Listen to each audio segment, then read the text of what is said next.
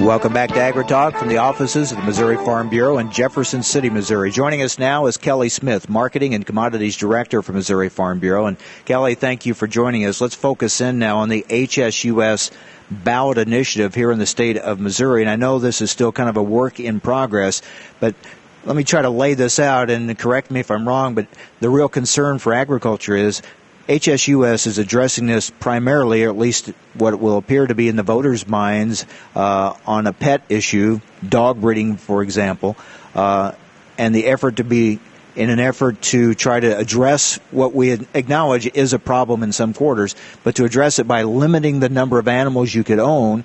And if that language is vague enough or written in a certain way, voters could actually be approving limits on the number of livestock a farmer could have, hogs or cattle, for instance, or perhaps horses or whatever it may be. So therein would be the danger for agriculture. You bet.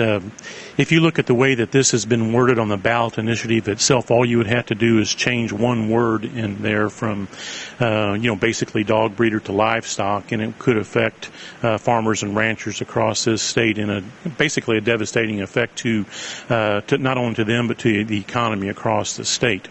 As we all know, they filed this ballot initiative. The Humane Society of the United States, the Missouri Humane Society, filed a ballot initiative last November. Through the fall, winter, they collected signatures. They turned in about 190,000 signatures, which is more than enough to put the issue on the ballot. But now the process is going through the Secretary of State to validate all those signatures. So we have all the county clerks across Missouri validating the signatures that were turned in. And if they have enough signatures in 6 of the 9 congressional districts across our state, this issue could very well be on the ballot in November. I know not just livestock owners are concerned, but I've heard from a number of pet owners who run respectable, legal operations and doing everything by the book. Well, this would certainly impact their business as well. It certainly would. What the ballot initiative really doesn't tell the general public is that since 1992, Missouri has had very strict statutes regulating dog breeders and kennels across our state. We were one of the first states to enact regulations to affect dog breeders. And so those folks are doing the job well. They're doing it right.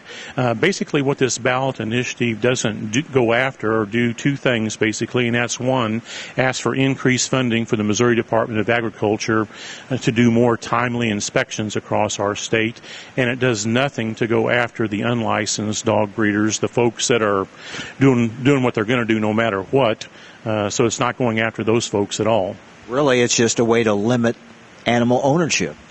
It is. It's basically a way to, one of the dominoes and what I call the line of dominoes out here in eliminating all of domesticated animals, dogs, cats, then you go into the livestock arena, horses and so forth.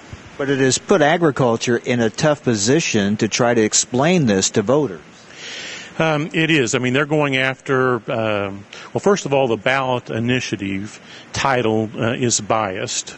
The Dog Breeders Association, the Professional Dog Breeder Association across the state, as well as the Missouri Federation of Animal Owners, have filed a lawsuit against the ballot initiative, specifically against the title of it being negative. And if you look at the title, it's called the Puppy Mill Cruelty Prevention Act.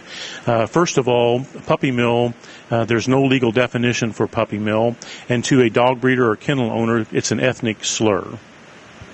So this is still a work in progress at this point then, right? It is. As I said, these folks have filed a lawsuit against the ballot initiative title.